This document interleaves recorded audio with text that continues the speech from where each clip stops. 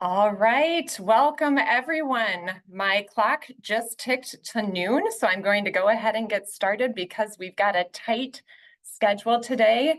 Hello and welcome. I am Angie Pilgrim, the Vice President of Community Impact for the St. Croix Valley Foundation. On behalf of the foundation and our longtime partner and event sponsor, First State Bank and Trust, I am happy to welcome you to the second presentation in this year's Conversations of the Valley series, the first 1,000 days. I'd like to kick us off today by saying thank you to, first of all, you all, today's attendees, for joining us over your lunch hour to learn more about this important topic. A huge thanks to Bill and Rita Lawson, the generous donors who started the first 1,000 days Field of Interest Fund with the St. Croix Valley Foundation. This fund will every year award grants to support Valley nonprofits addressing the emotional, the social, and the physical development of children in those critical first years. And because Bill and Rita established this as a Field of Interest Fund, other donors can also contribute to the fund, and I'll talk more about that later. Also, thank you to our nonprofit partners who are already doing so much to support children and families in this region. We are especially grateful to the First 1,000 Days grant recipients this year and those presenting today. Family Resource Centers St. Croix Valley and Burnett County, the Stillwater ECFE, the Child Abuse and Neglect Prevention Board for their participation, and Little Moments Count for their behind-the-scenes support of today's session. The mission of the St. Croix Valley Foundation is to enhance the quality of life in the Valley. We encourage and foster philanthropy throughout our beautiful region, and these type of conversations help us to raise awareness about the issues and opportunities in our communities to create positive and lasting change. In May, in partnership with the Little Moments Count, we hosted the hybrid kickoff session, Empowering Every Neighbor to Shape Children's Futures. We heard from an incredibly knowledgeable panel, including Rob Grunwald, an economics and public policy consultant, Thea Bryan, a health and well-being partnership manager with Health Partners, Katie Smith, a parent educator, trainer, and early childhood advocate, and Dr. Croix, a Health Partners pediatrician with over 30 years experience. The event was definitely inspiring and energizing, and it helped raise awareness, foster connections, and increase understanding around everyone's role advocating for and supporting young children and families. And by the way, if you missed that session, you can find the recording on the St. Croix Valley Foundation website. So today is the second and final session in this first 1,000 Days series, presenting our nonprofit partners, the true experts from right here in the Valley. These partners are on the front lines, supporting families and young children every day. And today they're going to share what's new and different and help us understand early brain development in a rapidly changing world. So let's go ahead and get started with introductions of this amazing panel. And Jenny, I'm going to start with you. Can you please tell us a little bit about yourself and your work in the area of early childhood, brain development, and parent caregiver support? Thank you very much, Angie. I worked in early childhood education for over 25 years, supporting young children birth to age 8 and their families. Children grow up in the context of a family, so anything created to support young children should also support and educate their parents and caregivers. In 2012, I published a book to support parents and caregivers through their parenting journey titled Your Family Compass, a Parenting Guide for the Journey. I've taught in 3 different nature-based preschool programs working to support early brain development through play-based experiences, knowing that children learn best through play. I volunteer with Minnesota Early Childhood Outdoors and Minnesota Children and Nature Connection to support the reconnection of children and nature. I've also worked closely with the Minnesota Department of Education to develop resources for early childhood programs to incorporate more outdoor learning into their programs in response to the mental health challenges due to COVID and screen usage in young children. I'm currently a parent, child, and family educator through the Stillwater Area Schools Early Childhood Family Education Program. Through my role with Stillwater Schools, I wear many hats, from teaching parent-child classes as the early childhood teacher to teaching parent-child classes as a parent educator and sometimes wearing both hats for one class. I meet with parents and caregivers one-on-one to help troubleshoot the struggles they are experiencing in parenting their children. I work closely with our community partners to hear what they observe in families with young children, how we can collectively work to support all families like we're doing today. Thank you. Thank you so much, Jenny. And Heidi, you're next. Okay, thank you. So yes, my name is Heidi Jones. I live in Grantsburg with my husband of 32 years, and we are the proud parents of 2 adult children. And we have 3 gorgeous grandsons, ages 3.5, 1.5, and 4 months. So our grandsons are all just right at the ages that we've been focusing our attention on through this series. I have been the executive director of the Burnett County Family Resource Center since its inception back in 2007, which is almost 17 years ago now.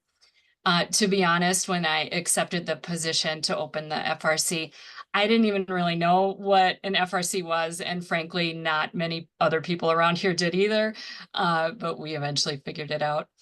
When we first opened our doors all those years ago, I was the only staff member working part-time. So I was doing the play groups, the supervised visits, and the parenting classes.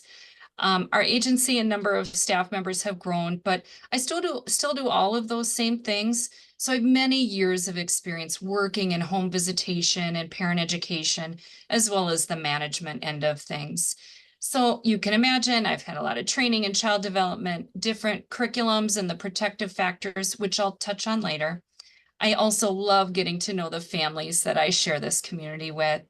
And through the years, I have realized that we really don't know how much in common we all have until you're sitting at someone's kitchen table talking about their family. Everybody wants the best for their kids. They just need someone to focus on what is going really well and help build on that versus what others feel needs fixing. I have come to love the nonprofit world, which, believe me, was not love at first sight, by the way, but I do love working with families with young children. And I also love working in rural Burnett County. It certainly has a very unique set of challenges, which I will also talk a little bit about later. Thank you very much for inviting me here today. Thank you, Heidi. And Becky, if you'd go next. Hi, my name is Becky Mather. I have been working with children and families in a variety of capacities for about 25 years. And I currently work for the Wisconsin Child Abuse and Neglect Prevention Board as their prevention education specialist. We know that that's kind of a scary name to hear, but I'm always excited to share with people that my work and the work of the Prevention Board as a whole focuses on advocating for and strengthening all families. Families are the key resource for ensuring the healthy development and well-being of children, especially in the first 1,000 days of their life, when a child's whole world is really about their family and their primary caregivers. We know that child maltreatment is a very significant disruptor of child growth and security with lifelong consequences, and the risk is highest in those early days of life. The Prevention Board was established actually in state statute in 1983. We just celebrated our 40th anniversary as an independent state board to focus on building awareness and capacity across the state to strengthen and support family strengthening and create conditions that address the risk of child maltreatment before it ever occurs. The board is charged with making policy recommendations, working and partnering across state agencies and other community organizations, providing public awareness, and awarding grant funding to communities for child maltreatment prevention.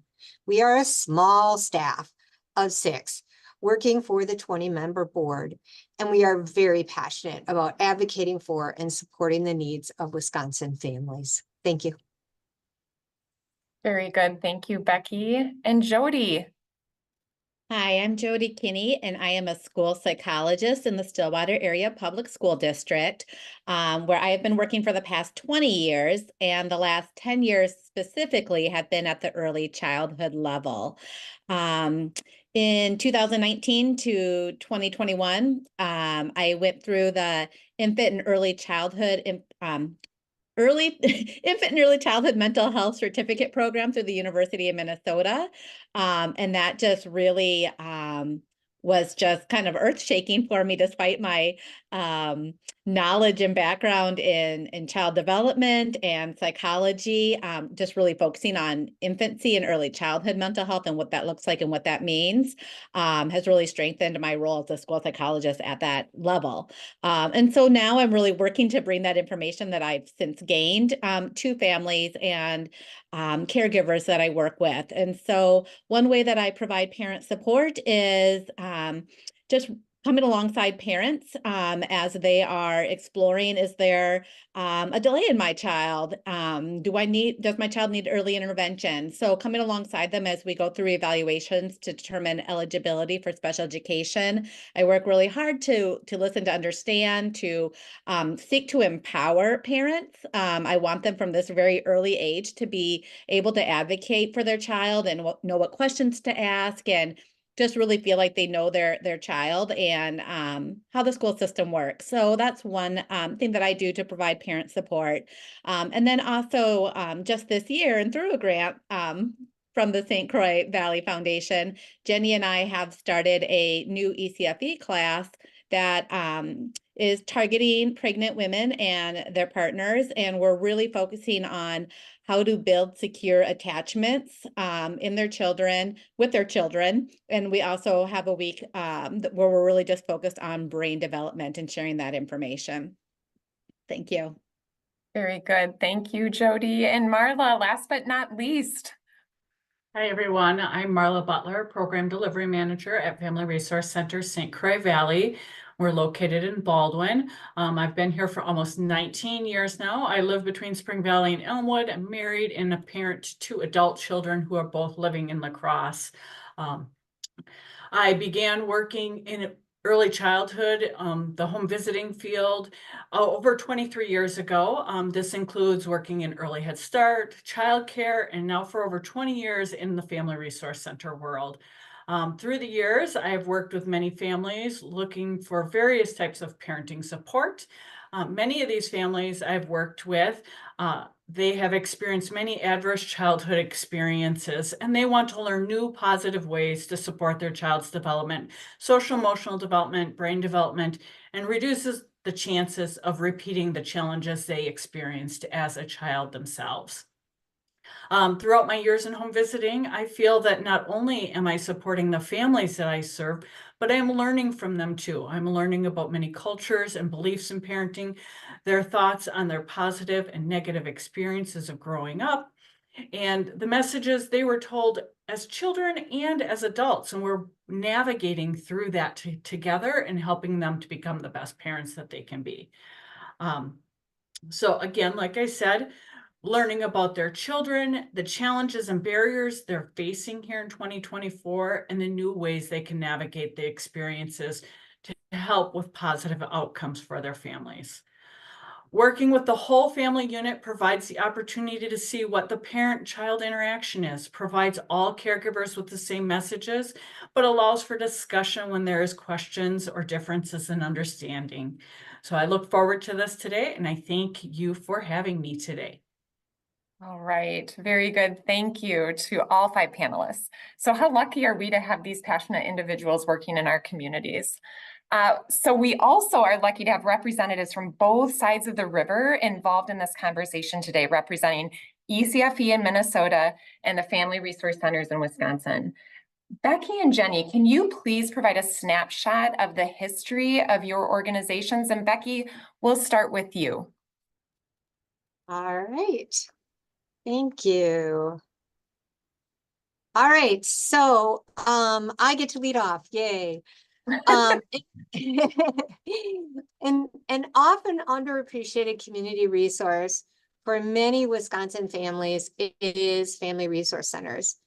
Several years ago, the Prevention Board, in collaboration with the Wisconsin State Family Resource Center Network, which is called Supporting Families Together Association, decided that the Family Resource Center system in Wisconsin would benefit from the opportunity to focus on their infrastructure as a whole and not just their individual services. So we provided grant funding, training, and technical assistance to support FRCs to work with us on enhancing their infrastructure, with the idea that a family participating in program from an FRC in, say, Burnett County would experience the same approach to and quality of services as a family from an FRC in Milwaukee, even though the families might have very different types of needs and experiences, and the FRCs would be offering their own unique menu of programming and services that fit their community. So I'd like to share a little bit today about what we discovered and worked together on with the FRCs. Can you move to the next slide, please? So first of all, what is a family resource center? Well, family resource centers are very important resources for families, particularly as they begin their parenting journey in the first 1,000 days.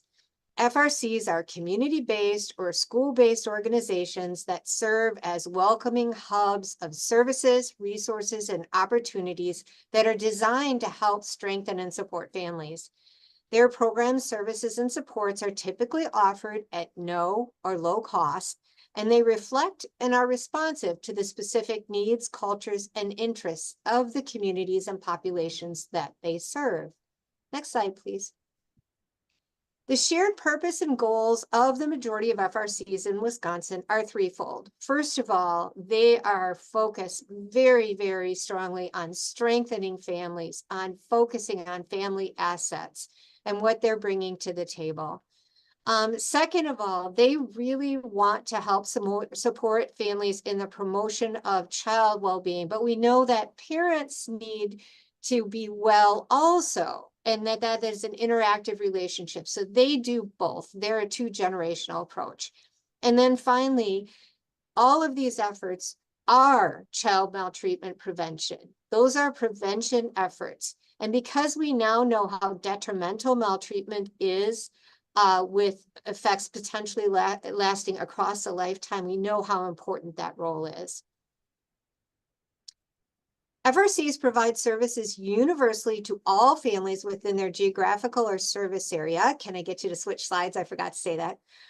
Regardless of their level of risk, as well as some services that are targeted to families experiencing specific types of risk factors. FRCs focus on primary prevention, which addresses the root causes of adversity and underlying factors to avert child maltreatment prior to having it ever occur. We don't want it to happen. And even more importantly, to build protective factors, which not only buffer against adversity, but are instrumental in promoting positive growth for children. FRCs take the approach that all families need supports and new knowledge to raise children effectively, which helps to be able to avert the stigma that only bad or ineffective parents need help with parenting and family life. Not true, because we don't really know for certain what stresses an individual family carries.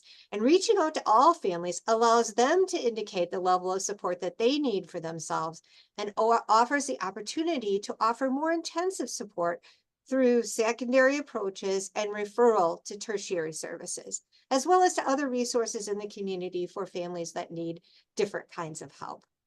Next slide, please. So what is it that FRCs actually do? Well, they serve as community hubs, as I said, for family support by promoting child, family, and community strengths, building parenting skills, and providing access to community resources. Their programming and services are designed to inhibit family problems by strengthening those parent-child relationships and supporting parents to be good nurturers and providers for their families. Their services include a broad array of activities that help parents to raise their children and to take an active role in their community and advocating for their families. And they don't expect the extensive needs of families to be met on their own. Instead, they develop strong and diverse networks of partners. And while there's a lot of variation in the specific programs or services offered by an individual FRC, there is uniformity in the 5 categories of services that they offer. So the first category is parenting support. This core service is often thought of as being synonymous with parenting education because that's often associated with family resource centers, and it is an important aspect. But established FRCs identify actually 4 classifications of parenting support. Parent engagement, which would be things like family fun events or workshops. Parent support programs, which include things like parent playgroups and parent cafes, support groups. They include evidence. The third category is evidence-based parenting education, which is proven programming. That's a little bit more structured. And finally, evidence-based home visiting. In some cases, this is offered to the whole community, and in some cases, targeted folks within the community. They do resource and navigation supports, providing in-home resources such as diapers, toy lending libraries, book giveaways, assistance with food, even microcash assistance. And they provide family navigation and connection to community resources, like childcare selection or families with children with special needs, counseling, or employment. They provide child development activities like ASQ screenings and programming and information on child development and safety and health, like car seat and sleep safety. And they provide parent leadership development through parent advisory committees that advise the FRC as a whole, and parent leadership activities in their individual activities. And finally, they engage the community, serve on task force and coalitions, and they build relationships for that navigation. High quality FRCs strive to ensure that a spectrum of offerings from all 5 core services are available to parents within their own service array and in collaboration with other partners. And one way that they're able to do that is that the network has been supported as a whole. There are 36 members of the network, and SFTA recently established a Family Resource Center of Quality accreditation that really ensures that quality standard. Currently, 9 of the 36 members are accredited FRCs of quality, including the 2 you're going to hear from today. And there are 10 additional FRCs that are working on that process even as we speak. Finally, beginning in 2021, the Prevention Board partnered with Dr. Josh Mirsky from UW-Milwaukee and 18 FRCs located throughout Wisconsin, including the 2 you're going to hear from, to implement the Strong and Stable Families Survey Project with the goal of studying in part the effectiveness of FRCs in Wisconsin. Survey data was collected from 626 families served by one of those 18 FRCs and almost 1,500 families with one child under 18 who did not receive FRC services. So what did we find? FRCs serve a very diverse population of families. The percentages of racially and ethnically diverse families was much higher than the percentages of those populations within the state.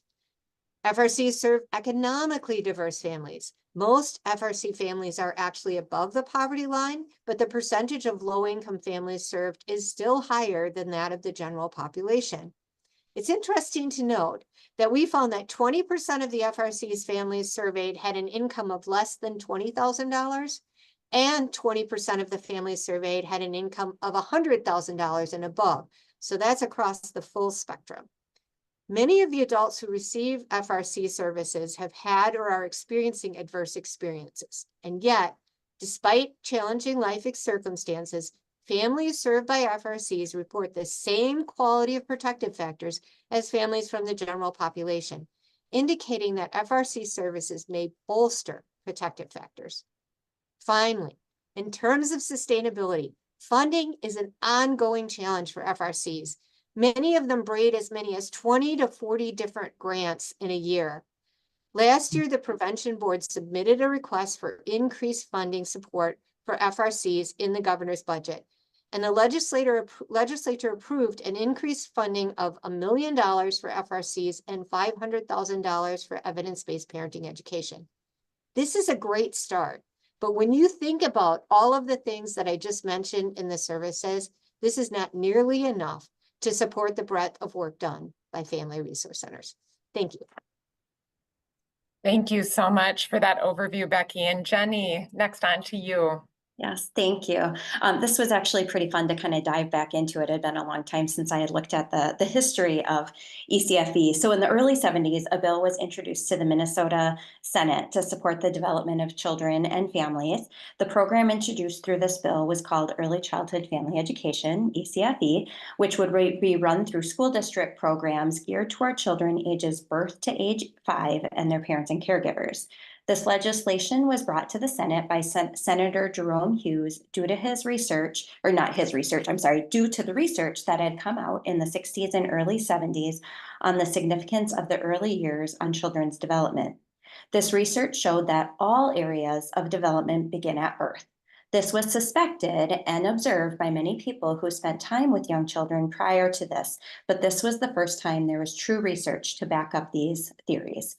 Because development in all areas begins at birth, families very much are children's first teachers. Children grow up in the context of a family, so we can't separate the child from the family when it comes to policies.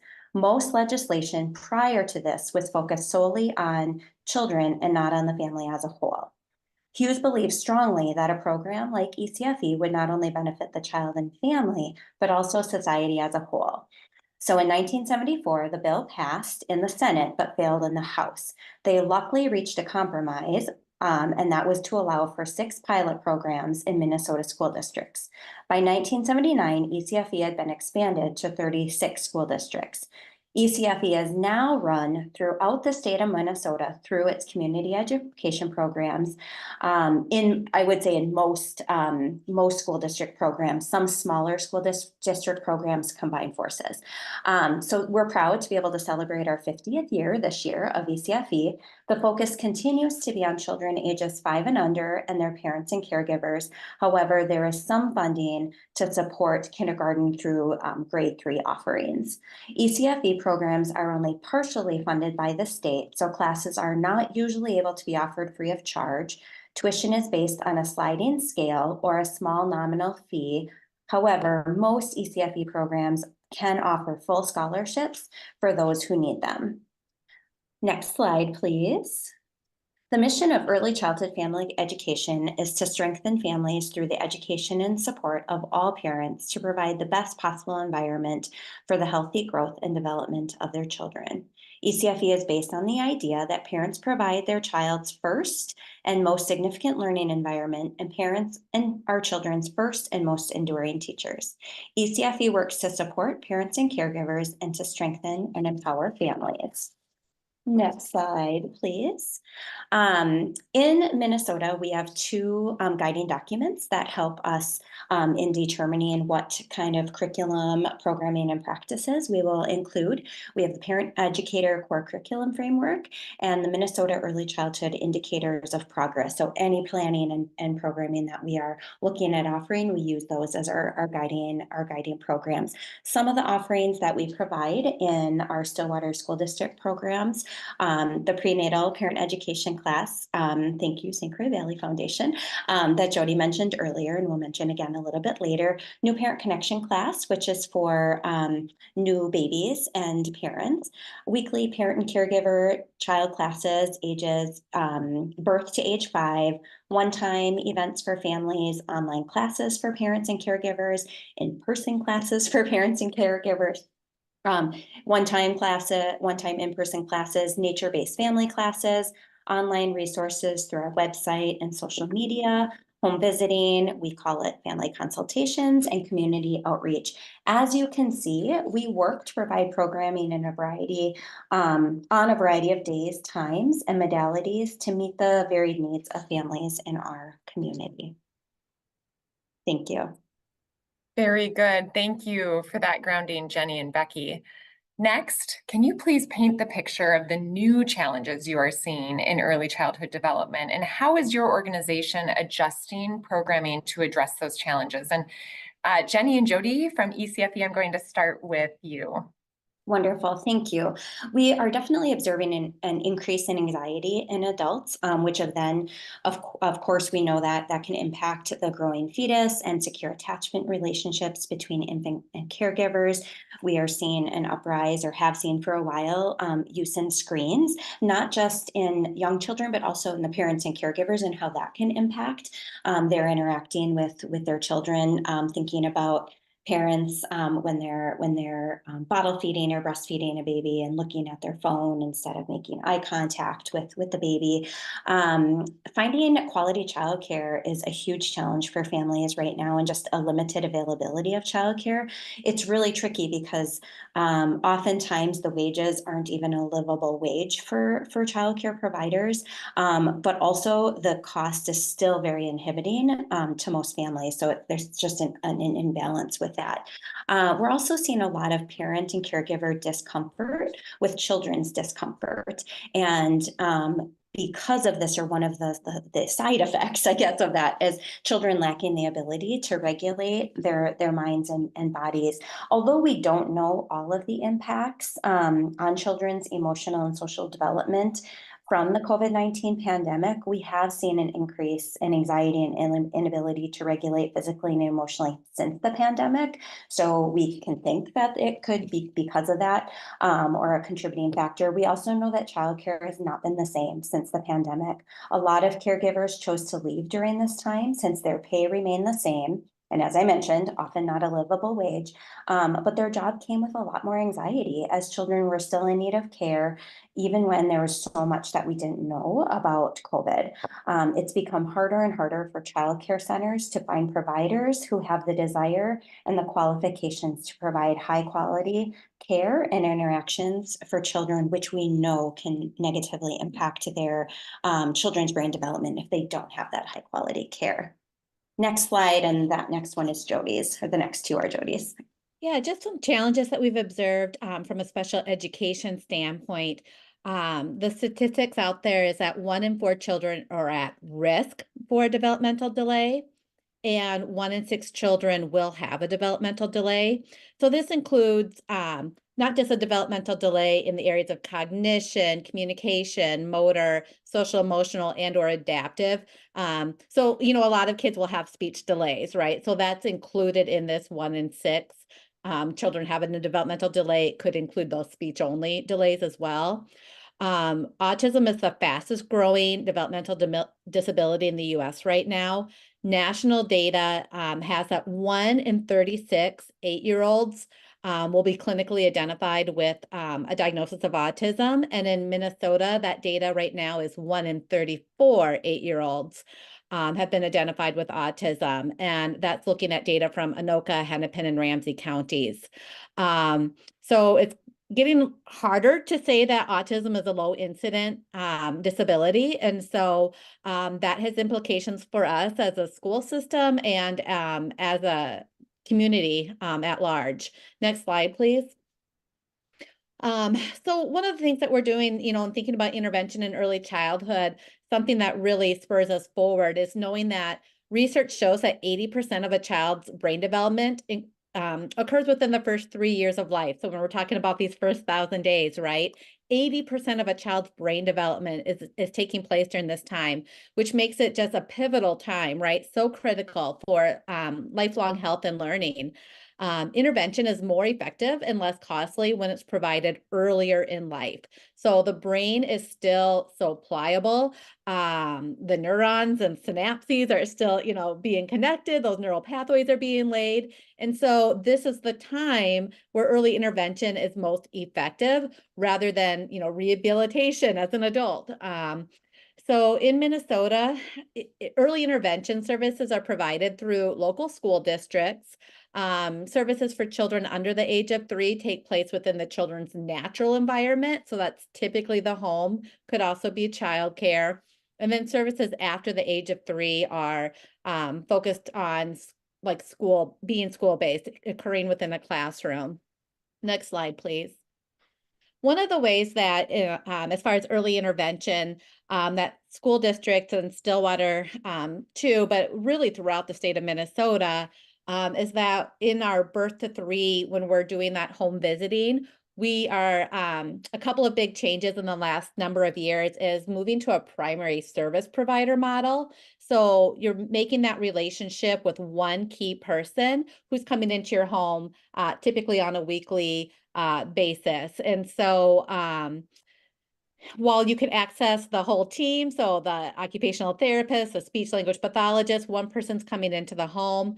A coaching model is used because we know that a lot of the work is going to take place in between visits, right? We're not going to see a lot of growth necessarily just from my coming into the home, playing with the child for an hour. It's really about, again, empowering parents, giving them the tools. And so we're really focusing on what are some ways that we can embed intervention within the daily routines of that family life. And so, coming alongside those parents and partnering with them so that they are helping to deliver those interventions throughout the week. So those are a couple of things. Jenny, I think, do we have the next slide? We do, yep. So one of the things that we have done in our ECFE program in response to the mental health challenges, as I mentioned before, how Minnesota Department of Ed really put out a push to address some of the mental health challenges by incorporating more nature-based and outdoor learning in our young settings. And so the added bonus, of course, is that we do know that play-based learning is so great for brain development, and being outside is so great for brain development. And so we received a grant to create an outdoor classroom that we use in our toddler classes and some of our other classes, and parents are alongside their children for this time, and then sometimes the parents are inside for their parenting discussion and learning while we continue to be outside with the children in that space. We also use nearby nature spaces, one-time classes held outdoors at our family center, local parks, and school forest. Another thing that we've been doing in response to this need is partnering with local cities and nature preserves to offer free family, nature-focused family events. So again, it's connecting so many things, parents and children, finding things for them to do. Next slide, please. Thank you. And then to address the physical and the lack of physical and emotion regulation is just really sharing methods with parents and caregivers on how to support their own ability to self-regulate. We're still in the generation where the parents raising young children right now weren't necessarily taught those skills. And so they're having to learn that themselves to then be able to teach their children, incorporating techniques for co-regulation into all aspects of our classes through some songs, some regulating songs, kind of bringing our heart rate up, bringing our heart rate back down again, some role modeling that parents can then use some of those techniques at home with their kids. We provide virtual classes for parents on these topics, specifically for those who aren't able to be involved in the regularly scheduled classes that take place during the school day hours, as I mentioned before, just really trying to find different modalities to meet everybody's needs. And then teaching about brain development and how it's impacted by the ability or lack of to regulate physically and emotionally. And we're finding that when parents have an understanding of why it's so important for their children to learn these skills, they lean into that a lot more and actually get pretty excited about teaching their children these skills. Next slide, and then Jody, you're up again. Sure. So this is our final slide. This is a new class that we just started this year, really focusing on secure attachment.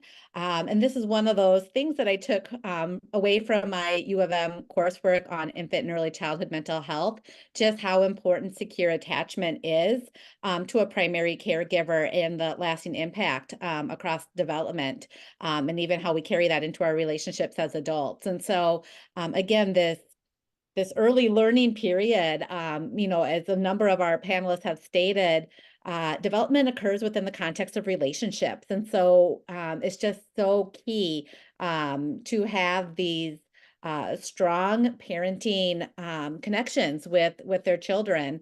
And, so whether that be parent education, that co-regulation, so many people just don't know what they don't know, right? And so, I hate to go back to the old adage of it takes a village, but it really does. So in our new class, we're really just targeting what it means to be securely attached and its impact on development. So, the why do we care about this? Ways to promote secure attachment. We talk about brain development. We talk about sleep patterns and the infant curve cry. So again, people just know what to expect as they're moving into parenthood.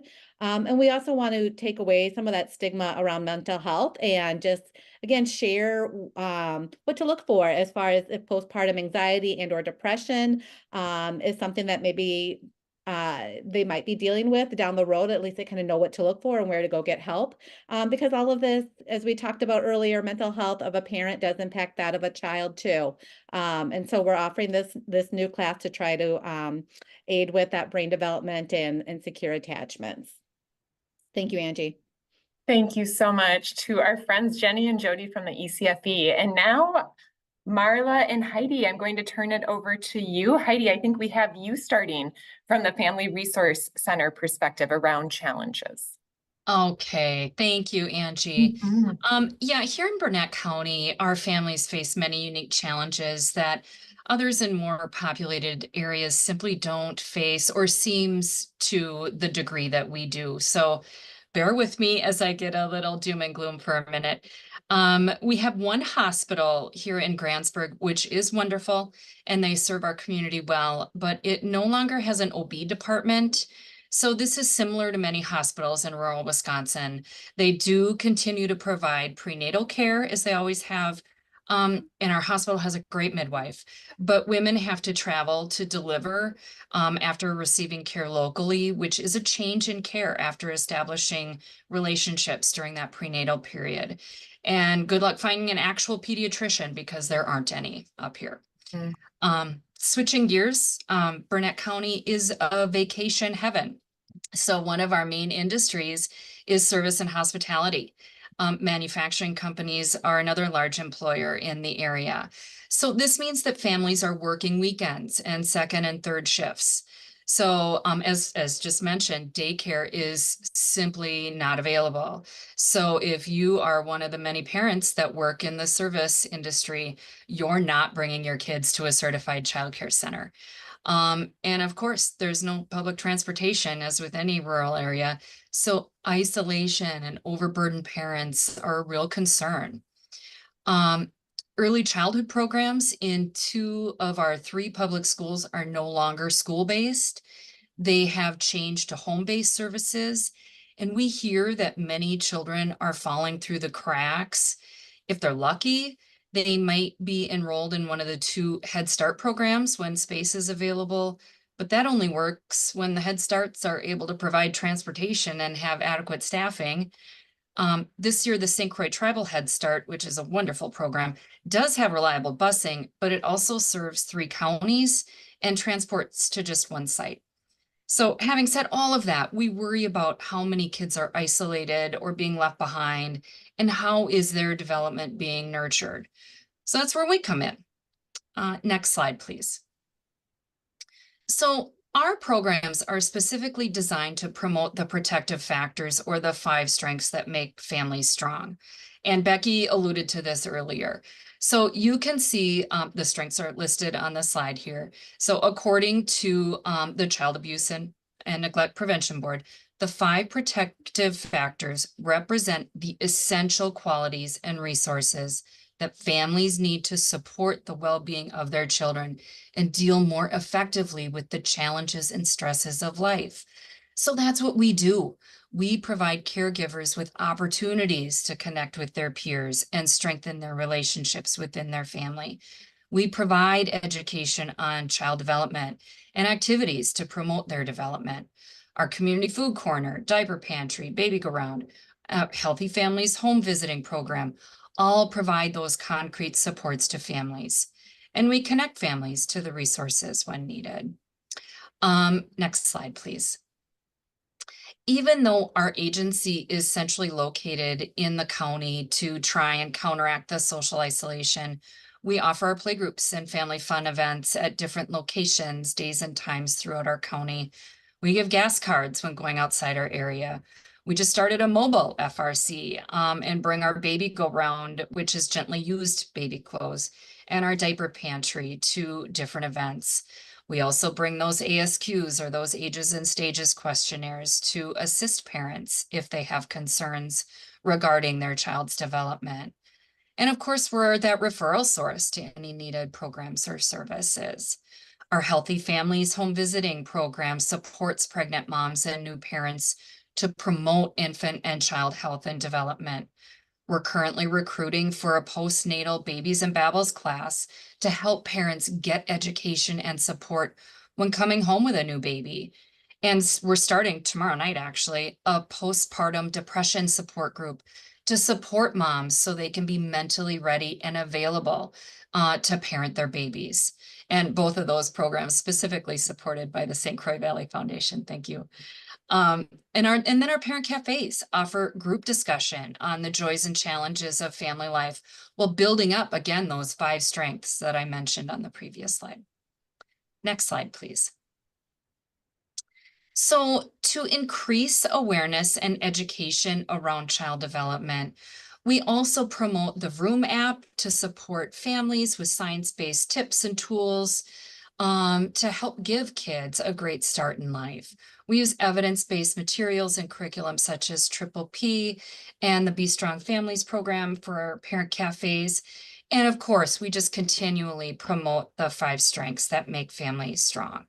So we're doing a lot to promote early childhood development, but it really takes all of us to support the families that we share a community with. Thank you. Thank you, Heidi. And Marla. All right. Well, before we get into our mission and who we are, I want to echo everything that's been talked about. It was really hard to come up with some new ideas, being the last one in this area. We put it out to our staff. But some of the challenges we are seeing is the reduced parent-child interaction time. This is because all the caregivers in the home are working, sometimes multiple jobs to help make ends meet. Also mentioned before, the increased amount of screen time. There is an increased amount of scheduled time for extracurricular activities also, which is reducing that open free play. Families aren't getting out of the house and to a park or just outside in their own yards as often as they used to. When parents do make decisions on what they feel is best for their family, sometimes they feel like their decision they made, they were shamed for. Examples are breastfeeding versus formula feeding, or sometimes as simple as expressing their feelings and having their feelings diminished as they're not important or they're just being overdramatic, especially those first-time parents, second-time parents, bringing home that new baby and maybe not wanting having extra people in the home all the time, but people make them feel bad for not inviting so many people in. As mentioned earlier, parental anxiety has increased, and when a parent does not feel supported in their parenting decision, this can play a factor into that increased anxiety. And in relation to that, our home visiting program is our biggest program. I'll talk about that in a little bit. But since July 1st of last year, we've provided visits to 120 home visits to 120 different families. Of those 120 families, 67 families are reporting that a parent in the home is experiencing mental health challenges in some way, somehow. Now, Family Resource Center, St. Croix Valley, what are we doing? Well, our mission is to strengthen children, families, and communities by providing education, resources, and support. We serve 3 very unique counties. We serve Polk, St. Croix, and Pierce counties, and each one of them has their own challenges and own demographics in different ways. So if you want to flip it to the next slide. All right, and so this is a list of the many different activities we have going on here.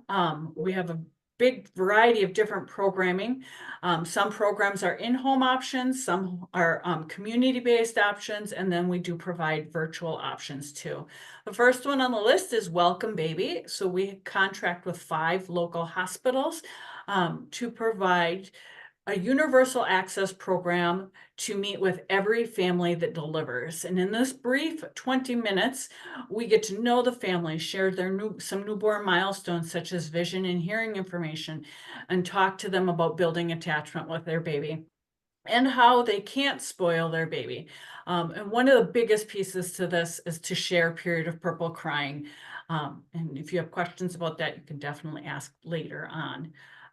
Our next biggest, also at Welcome Baby, we invite them to Baby and Me, which is our first group gathering for parents and babies up to a year of age. Our next biggest program is Parents as Teachers Home Visiting, which is not on this slide as I thought it was. But Parents as Teachers Home Visiting is the program that we serve the most families consistently for long periods of time. We have the capacity to serve up to 95 families, and we meet them in their homes, in the communities, through video visits or telephone visits 2 times a month for an hour at a time. COVID has opened opportunities to offer these virtual options, which does help us stay connected when family members are ill, weather is not ideal.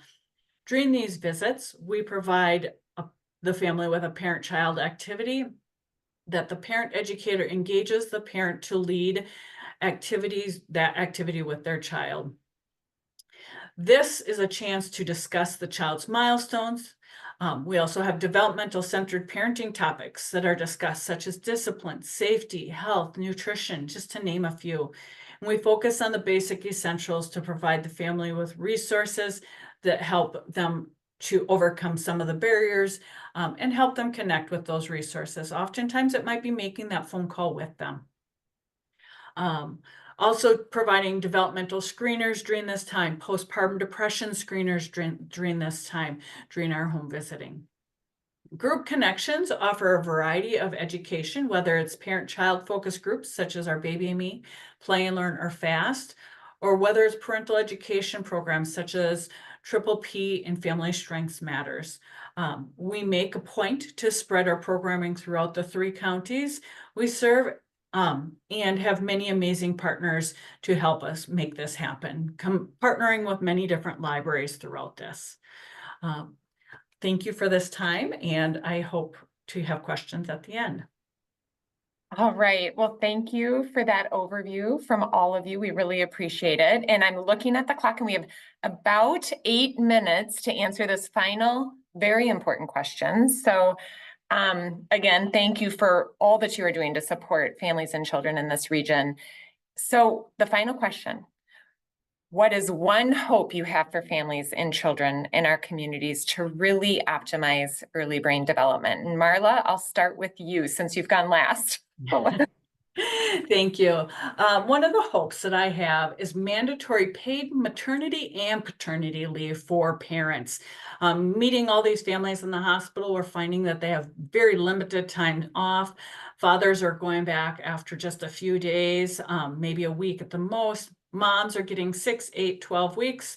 Some of it's partially paid, but that during that time when they're going back, that period of purple crying is just peaking, and parents are just learning to navigate the opportunities of being a parent and learning about their child. So every child's different, and there's new hills and valleys with each different child. So longer maternity and paternity leaves paid that allow parent and baby to know each other on a deeper level. So. Thank you, Marla. And Heidi, what about you? One hope. So I'm gonna shorten this up just a little bit. One hope that I have, I mentioned it before, our lack of childcare options up here. And there's so many kids being watched at home by their older siblings, by their neighbors, by their, whoever parents can get, right? And oftentimes it's a TV or a device that's babysitting kids. So my hope is fourfold. It is start with having access to affordable, quality 24/7 childcare. Number 2, we need to get families to somehow trust in the childcare that's available to them now. Thirdly, parents have to make a living wage or at least receive enough subsidies to afford quality childcare. And finally, we have to get the daycare providers paid enough money to actually want to get in the field, because that's part of the problem too. We have a couple of really great we have 2 really great daycare centers and some great quality in-home daycare providers. And that's it. We can't get people into the field. On a bright note, and Marla had brought this up to me and I'd forgotten about it, my daughter actually takes advantage of this in many school districts. They actually have school district run daycare centers. And my daughter is able to take advantage of this in the Unity School District in Polk County. And it is fantastic. And it's, you know, it's limited work hours. So it's Monday through Friday, 6 a.m. to 6 p.m. But it is fantastic and run by the school district. I just wish we had that in Burnett County because we don't. But so that's something that many areas are doing. So at any rate, that's my wish. Thank you. Very good. Thank you, Heidi. And Jody, one hope, on to you. Yeah, I would guess my hope would be that as a society, we start to invest a little bit more in early childhood. You know, for every dollar invested in these early years, it yields savings ranging from $2.50 to $17 in the years ahead. It's so much more cost effective to invest in 0 to 5 than it is to be providing interventions during the school year ages, to again be doing you know, costs for prison and, you know, just all these rehabilitative things. If we can get kids on a good track now and put in that intervention now when those neural pathways are being laid, it's going to pay such good dividends. And again, we know that those first 5 years are the most critical in the development of the child's brain. And I think that if we can start providing that high quality, affordable childcare, preschool for all, this is a way to break that poverty cycle, right? Like we just need to help, you know, that achievement gap that it develops well before a child even enters kindergarten. Once they enter school already behind, they tend to remain behind throughout their academic career. So now is the time to invest and intervene as 0 to 5. Thank you so much, Jody. Jenny, on to you. One hope. For parents and caregivers to simply slow down, to have quality interactions with their children, make those little moments count, whether they're buckling their little one into their car seat on a walk outside, changing their diaper, just smile, observe, make eye contact, laugh, hug, tell them they are loved. Not only can we learn a lot about our children when we take time for those little moments, but it also provides a time for the children to learn about themselves and the world around them. Very good. Thank you for that, Jenny. And Becky, close us out on this question. One hope you have for families and children. Yeah, so I'd like to take a step back. I really appreciate what everyone said, and I think it's a component of what my big hope is. First of all, I want to make the statement that children are important and belong to all of us, not just their families, but to all of us. So whether we're actively raising them or depending upon them to meet our future needs for economic and community well-being, they're ours. Families are the key to the health and well-being of these future citizens in their crucial early childhood period and throughout all of their development. So we have to appreciate families for doing that job for us. All families need help and support with this huge responsibility, not just some, but all families. And frankly, our culture is not very good at supporting families holistically.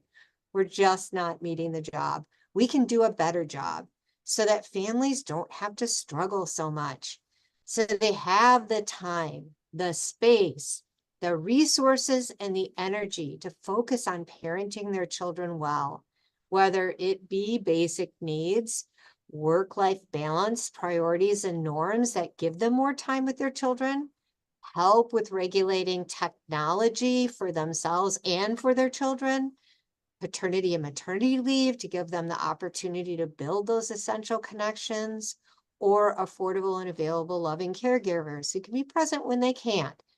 Families need us to step up and make the cultural change that prioritizes their needs and the needs of their children. Wow, thank you.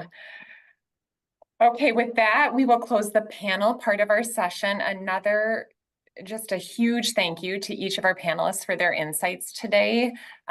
You all have been so wonderful to work with as we prepared for this session today. So thank you, thank you. If you are able, attendees, please stay on for a brief Q&A with our knowledgeable panelists. A reminder to type any questions you have using the Q&A button, and we will do our very best to monitor that and present your questions to the panel. And if you do have to leave for your next commitment, I want to thank you again, attendees, for joining us today. And I do have 3 asks. And Alana, I think there's one more slide if you're able to share, so we have that contact information. Okay, first of all, please share what you've learned with people in your life, your friends, your family, your neighbors, anyone who will listen. As Becky just said, we all have an important role to play in supporting families. And as we learned, our actions may seem very simple, but the impact can be profound. So that's the first thing. Please share what you've learned. Second, we invite your organization, your business to join the Little Moments Count Valley Council here in Eastern Minnesota, Western Wisconsin. We're going to work together to address these challenges and opportunities specific to early brain development and family support. So please join us.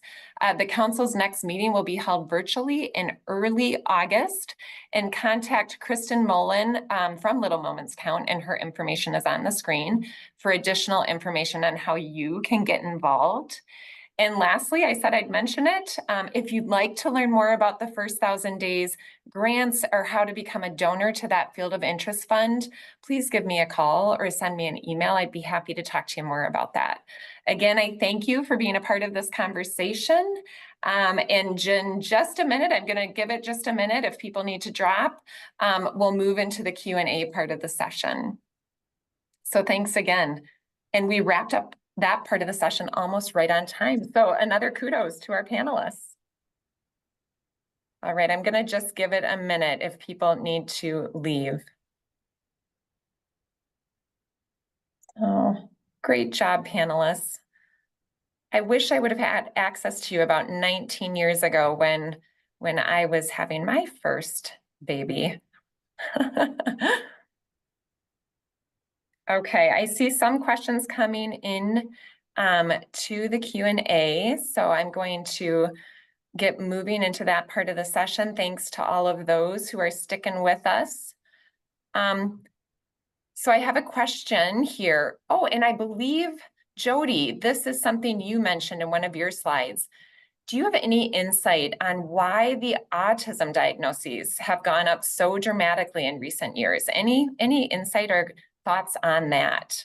Yeah, I don't know what the research is saying as far as, being able to identify, specific things as far as like a genetic component or, exposure in utero to something or, some kind of a result of XYZ, right? I don't know that we still really have a good causal, and link to that. What I would say to that question is probably better identification, right? And now under DSM, it's just we identify autism. It's not pervasive developmental disorder and autism and Asperger's. It's just recognized as autism spectrum, right?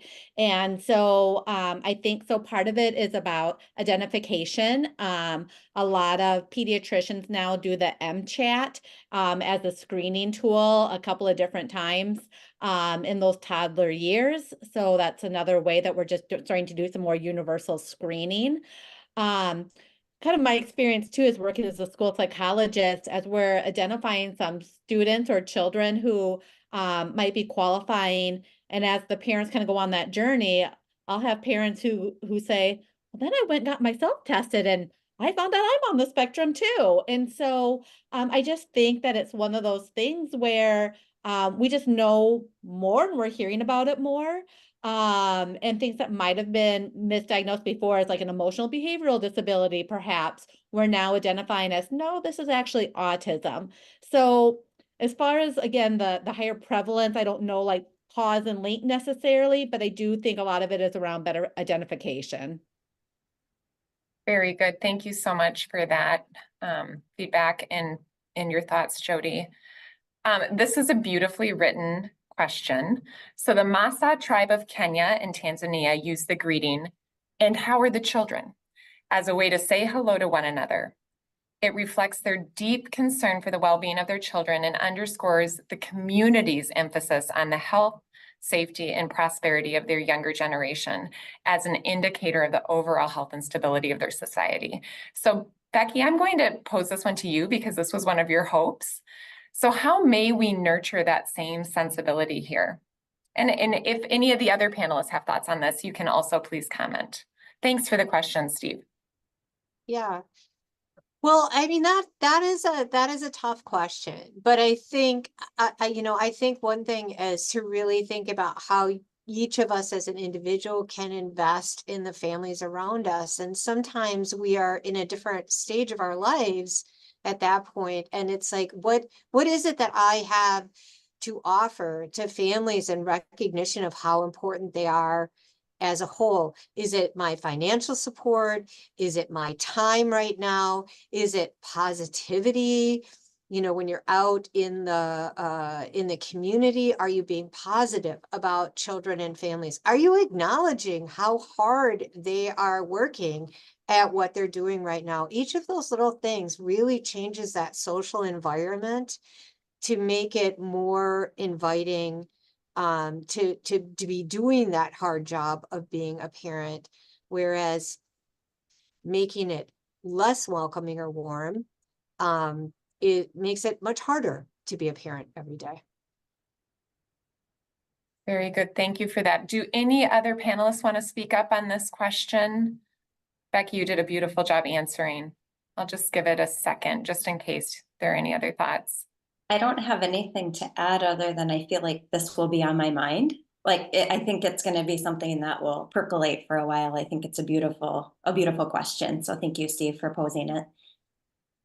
You know, and just to piggyback on that question and Becky and Jenny's response, I imagine that many participating today and listening today are wondering, okay, what can I do exactly?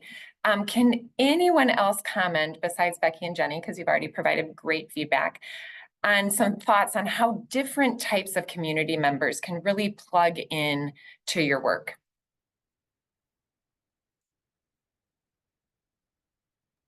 I just think there's so many opportunities for partnerships, right? And time is always the biggest barrier, I think. And I know Jenny does a nice job of trying to create those community outreaches too, but as a school district, I would love to work more with physicians, right? Like how do we have that referral system between the two of us?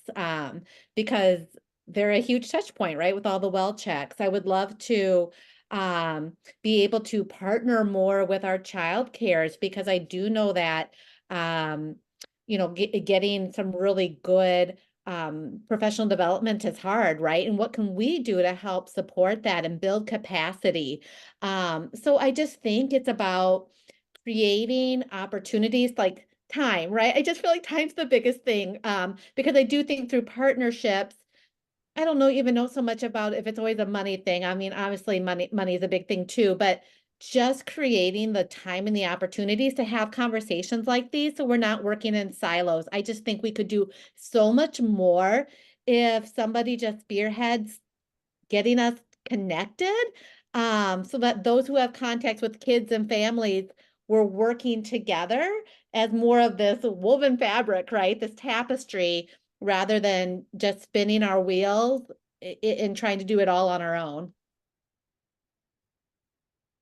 Beautiful response, Jody. Thank you. Does anyone else have any comments? I feel like Becky and Jody really addressed those questions beautifully. Thank you. And Jenny, you too. Can you provide some examples of language we can use when talking to parents of young children in our lives that lets them know we're here to support them and their children without passing judgment? And I know, Marla, this was something you commented on, that judgment piece where parents are feeling that way. Do you have any examples of language people like us can use when talking to parents? And any other panelists also feel free to jump in. I think it's just supporting them where they're at. If they're coming in, and I use the breastfeeding versus formula feeding one. That was one of the biggest ones, because when we talked about this as a staff, a mom has been going to a breastfeeding support group, and she's made great connections. And now all of a sudden she has to switch to formula, but still wants to go to that group and does. And now she feels like she's being shunned. It's welcoming everybody, like, oh, asking about different parts of the child's life. It's not all about the nutrition side then. It's about what other things are going on in the house, what in their life. So asking to get to know them better, I would say and supporting them on their decisions with whatever. There's so many different possibilities that this could be, but just to support them on their decisions. I Yes. think also if we come from a place of curiosity, right? So I think if we come from a place of curiosity, like tell me more about that. What's driving that? Seeking to understand. If we come from a spot of curiosity, it helps, I think, to, not have so much judgment. And I know the other thing that I say a lot to families is that, being a parent myself, I'm just humbled every day, right? I joke that my school psychologist training is great for my job, but it hasn't done anything for my parenting, right? Because then emotions get in the way, and and that just, complicates everything. And so, just really being able to come alongside them and just say, yep, this is a humbling job. This is hard.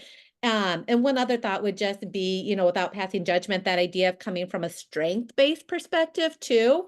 What is going right? What is enjoyable? And then really building off of that. Oh, I like that.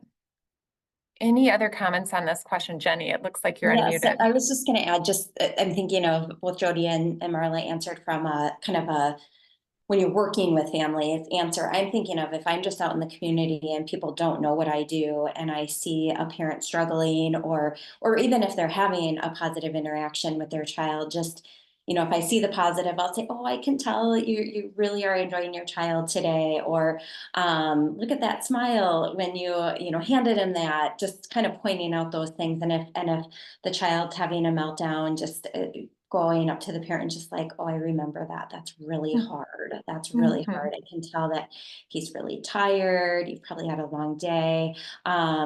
And then just seeing, not everybody necessarily wants help at that time. So just kind of seeing where the conversation goes. And I very specifically remember being a mom with 2 little ones, and other women older at the time kind of saying those things to me and getting me through that grocery store shopping trip, just so being able to say that they don't have to know that we work in the field. And I think it is even better if people are willing to come alongside parents when they don't work in the field and are just out in the community. Thank you. I think I would kind of echo what everybody said in 3 ways. One is point out what's right and not what's wrong. Whether it's a short or a long interaction, very few people learn from hearing about what's wrong. They're going to build on what they know is right. And that's going to give them the internal capacity to do that. Second of all, talk about their child. Everybody loves their child. So, look to the child first. That's your point of connection, and make an observation about the child. And then third of all, say, how can I help? Yeah. Oh, I appreciate that so much. Thank you. Another question, can the panel speak to food deserts and the role that food plays for young children? I forget, I think it was one of the Family Resource Center panelists who commented on those concrete supports that families need. Do either of you, Marla or Heidi, want to address this one? So we have a community food corner in our Family Resource Center. Kids don't learn if they're hungry. We all know this, and we all know that prenatal moms have got to eat. They need good nutrition. We have, each of our towns has one grocery store. We've got $100 stores, but you still got to be able to get there. because we know we don't have transportation up here and we're so rural. We're actually considered frontier up here, by the way. So, which is a laugh. So yeah, you gotta be able to get to food. And the food shelves that we have also, you might have to belong to that community too. You can't just go to any, they're selective, right? And you can only go certain times and there's never enough food share. And oftentimes so many families make just too much. $1. We've seen I make $2 too much to qualify for any food share, which is heartbreaking, So at any rate, food is always a big concern. I think we are in a food desert up here. So we do what we can. The St. Croix Valley Food Bank delivers fresh produce to our little community food corner every week, and we get food boxes once a month. And that's open to everybody. Whenever our building's open, there's no qualifiers. You just come in and take as much as you need, and food's gone right away. So I hope that answered the question, but kids do not learn if they're hungry. Schools do a great job during the school year and during summer school. I think it's Minnesota that's got free lunches now. Mhm. No, Wisconsin does too now. I have Dawn Taylor sitting in my office. No, Becky's shaking her head. Siren did. Oh, Siren District in particular did have this year free lunches. So at any rate, it's sporadic. Mhm. And just to add to what you're saying, Heidi, too, I just think this is another opportunity for partnerships, right? Because I know that in the city where I live, at the public library, they've partnered with the food bank. And so they've actually got some coolers by the checkout desks and some pantry items where donations come. So you can go to your public library, which happens to be located near some low-income townhouses, and get some food, right? And so what a cool partnership, right? So I just can't plug enough. How do we create these partnerships in our communities? Very good. Thank you. One question posed here. Are there any neighboring states or maybe beyond that are doing this work really well, that have got it figured out? Are you aware of communities, of states that are funding it more comprehensively? Any thoughts on that? And maybe there are not. I don't know, but I can tell you when we have families move from another state to Minnesota, they are so incredibly grateful for the ECFE program that is provided in almost all the school districts. And we're finding it the same too if families have left the state, especially if they've left the state far enough that they can't still drive in. They might move to Hudson, but they have the resource center. They can still drive over to Stillwater for ECFE, where they will send messages back like, we didn't realize how good we had it. That just having that support system just built right into the community is very unique. And there's still maybe states doing it better, but I'm not aware. That's just what I've heard from families. Yeah, Okay.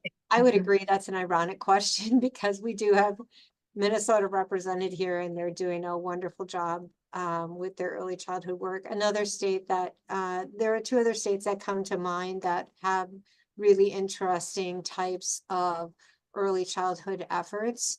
I don't think anyone is doing it perfectly because I'm going to go back to saying, if we don't support families as a whole and create norms that support families as a whole, it's pretty hard to get them the support they need. But Colorado and Hawaii are also both states that have a lot of strong early childhood initiative and work going on in their states. Okay, thank you for that, Becky. Another question: how can programs build trust and meaningful partnerships with parents and caregivers from diverse communities? So I think Heidi commented on the diversity of their population. if anyone can tackle this, I'm opening it up to whoever unmutes first.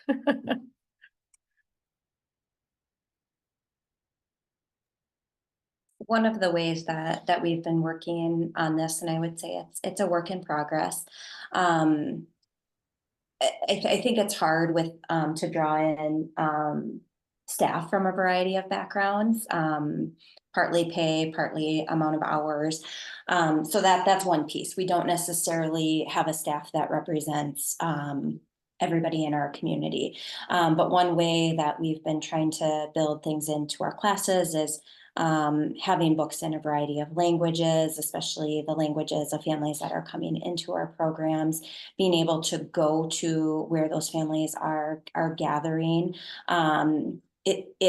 It does take community partnership, so it's getting to know the people that are running. I'm thinking of a mobile home community in our area, so getting connected with that community to be able to go there and set up activities. Sometimes it's just showing up and hoping families are around. I've relied heavily on our one of our staff that works primarily with middle school and high school, but has built really strong relationships with families. And then he'll invite me to join in on community engagement things such as our African parent group. So I'll be able to go there and share. It's definitely a work in progress, and I can't say that we have it all completely figured out. But those are some ways. We just really making sure families feel seen, and for us taking the time to learn who they are individually, but then also learning about the culture as a whole, knowing that may not necessarily represent every individual within that culture. I'm gonna share a little bit on this. With us, within the last year and a half, we've been going for about a year and a half now, we have something called a Parent Advisory Council. So it is participants within our programs that all sit together, and we have found that the participant voice is probably the biggest, and getting them out, and they invite their friends, and they are out in the communities, and so they're the ones that recruit and refer, and we have amazing partners with the hospitals and our Birth to 3 programs and so forth, but our parent partners and engaging them in what they want throughout. And they represent all 3 of our counties. We have male, we have female, we have grandparents. It's a small group of about 8. We have younger side, older side. So they would be the group that we utilize to help reach out and build those partnerships with caregivers from the diverse communities. We've also recently, within the last year, added a Spanish-speaking parent educator to our team, and she is making connections with many other partners as far as the Spanish-speaking community goes. And so that is one of the areas. We haven't figured out how to reach the Amish community in our area yet, but those are some of the ways we are working through that. Thank you for those comments, Marla. And I was lucky enough to sit in on one Parent Advisory Council meeting. And I have to tell you, not only is it benefiting you by being able to establish and invite and recruit new participants to your programs, but those people serving on the council are benefiting too. Boy, it was an emotional meeting as they were talking about how much they've learned and grown as parents through their participation. So it goes both ways. Okay. Oh gosh, 1 second. I need to stop talking. There are questions coming in. Okay, how do you measure success in your early childhood programs to ensure they are meeting the needs and challenges that you've identified? So success measurement, any thoughts on that?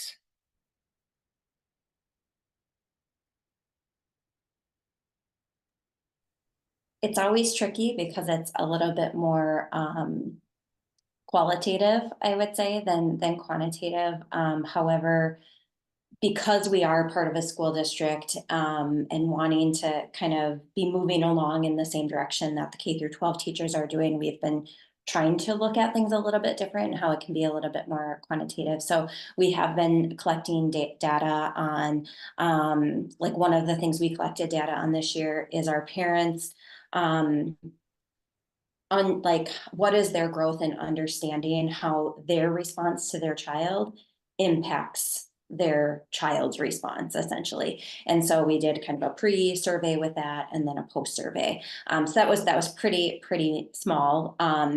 The other thing that all ECFE programs need to do in the state of Minnesota is complete and report on a community needs survey every year. Now that's a little tricky because you're wanting to do the survey to find out what needs you're not meeting, but you may not necessarily have access to all the people to get that information. So we do the best we can, and we've done it in a variety of ways. But we do tend to hear from a lot of families that have taken part and hearing the progress that they feel like they've made as parents and the progress that they've seen in their children. So that's just some of the ways that we do that, but we always try, but it is tricky because it's not going to look like a math test score that it would be for, for the older grades. Yes, absolutely. Any other comments on that measuring success? Oh, go ahead, Marla. Family Resource Center St. Croix Valley does a lot of evaluation, whether it through our parents as teachers, home visiting, every single group connection that we have, we offer an evaluation. And as a team, we have somebody that compiles those and we review those. Are we meeting the needs of the families that are attending our groups? How can we better ourselves? So we're constantly looking at all of that. One of the other pieces within our home visiting program is we do family-centered assessment. So we use a tool called the Life Skills Progression, and it is done very soon after a family enrolls and then every 6 months. So it's looking at basic essentials, that parent-child interaction, the parents' adult interactions with the providers, but yet their social support systems too. It looks at all those different areas. And so we can see, we're doing it every 6 months, at what the progression looks like with that. Very good. Thank you. Any other comments on this one, measuring success? The last thing I wanted to add, Marla, you kind of jogged my memory and then I'll quiet. So Heidi, you can answer is we should really track our numbers and who's coming too. So if we're offering a class on the weekend to meet a demographic that can't come during the week, is that really true? Or is it everybody that comes during the week just coming on Saturday too? So just really tracking that, what we're offering, is it meeting the need that we intend to meet? Mm-hmm. Thank you. I was just going to echo what everybody says and just say that evaluation is really hard, and and getting people to fill out surveys and evaluations can be tricky and difficult. So we've always struggled with that, but yes, a survey's done after every, or an evaluation is done after every group, and after parenting classes, and all the things. And so so it's an ever evolving, and we're always trying to make it a better evaluation and such. So it's an ever evolving process. Absolutely. So we Same, have, Heidi. Mm-hmm. oh, I'm sorry, Angie. So we at the Prevention Board for our grantees have something that we call the Wisconsin Prevention Reporting System.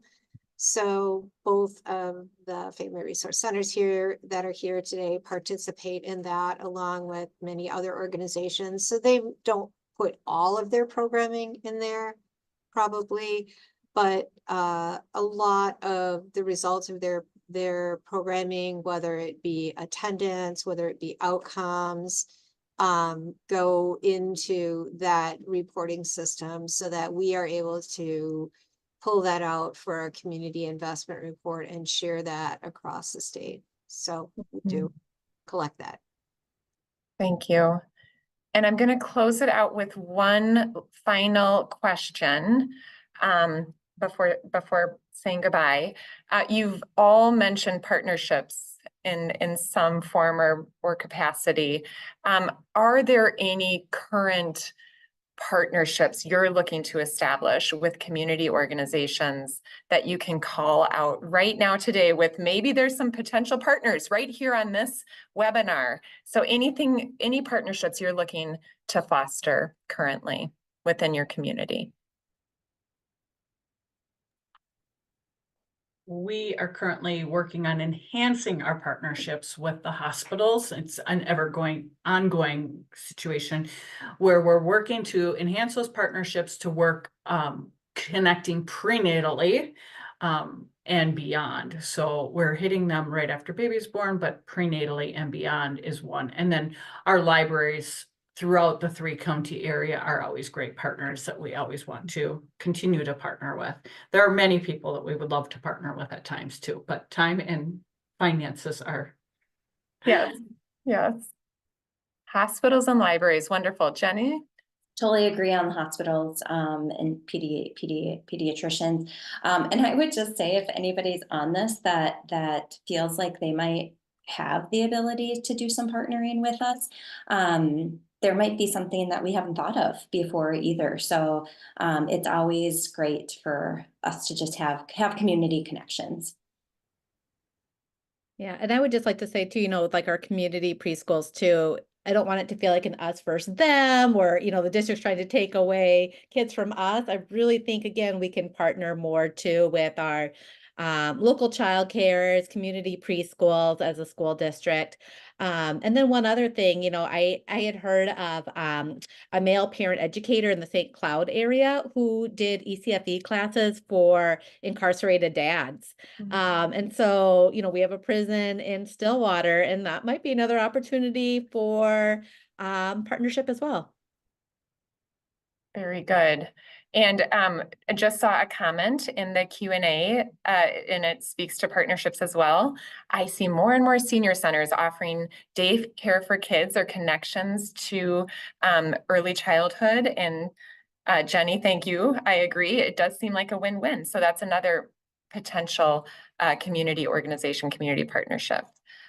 With that, I am looking at the clock and it's 1:30 on the button. I once again want to thank our panelists, our wonderful 5 panelists, and Little Moments Count for your behind the scenes technical support.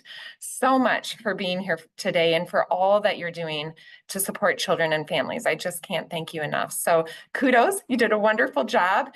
Attendees, thanks for being here, and please reach out to either me at the St. Croix Valley Foundation, or of course, if you're eager to partner with the panelists that are on the call today. And then again, just a quick reminder, join us for the St. Croix Valley Council, the Little Moments Count St. Croix Valley Council. So we hope to cross paths very soon. And thanks again for being here. Have a great day.